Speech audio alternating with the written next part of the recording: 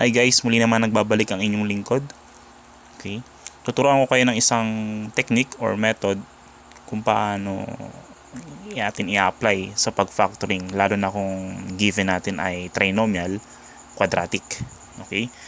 So, paano nga ba itong AC method? So, pakita natin, no? So, factor 5x squared plus 7x minus 6. Okay, so yung A natin dyan, kaya tinawag nating AC method, is kukunin natin yung product ng A at C. So, ano nga ba yung A at C dyan? Yung A natin dyan ay yung 5. Yung B natin is positive 7. Then yung 6, yung negative 6 is yung C. Okay? So, kunin natin yung product ng A at C. So, we have AC is equal to 5 times negative 6. Okay? Is equal to negative 30. Diba? So, ngayon, focus tayo dun sa second term. Alright. Dun sa 7x. So, kunin nyo yung B. Ito, 7 yung B. Okay, 7 yung second term. So, ngayon, mag-iisip tayo ng dalawang numbers. Okay, mag-iisip tayo ng factors ni negative 30. Okay, na yung factors na yun, ang magiging sum is positive 7. Okay? Again, mag-iisip tayo ng factors ni negative 30, which is yung factors na yon, ang sum is positive 7. Okay? So, we have what?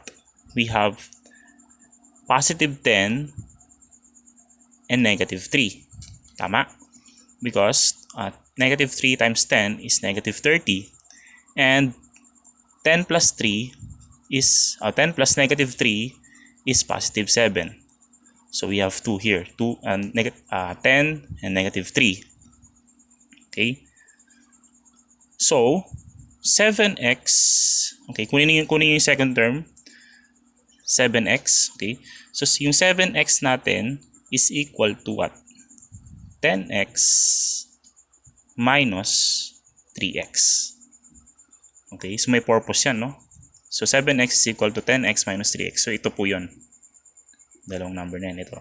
10x minus 3x. Okay? So, sulat ulit natin. Ano yung unang term natin doon? Yung 5x squared. Okay? Plus yung 7x. Ano yung 7x natin? Yung 10x minus 3x na. Okay? Minus 6. Okay. Yung 7x natin doon, ito na yon, yung 10x minus 3x. Okay. Then yung first two terms natin, i-factor natin. Ano yung common factor natin? O yung GCF. So, pwede natin ilabas doon sa first two terms natin. Sa 5x squared tsaka 10x, we have 5x. Okay. Labas natin yung 5x.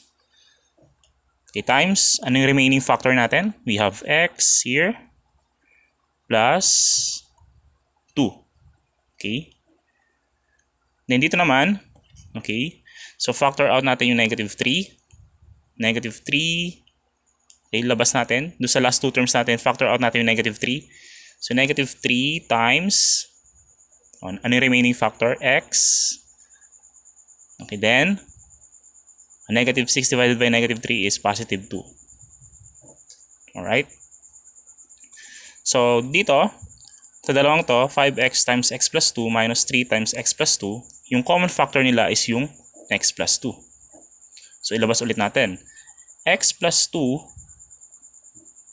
times, ano yung remaining factor? Ano yung natira? We have 5x minus, yung natira dito is 3. So, yun na po yung factor niya.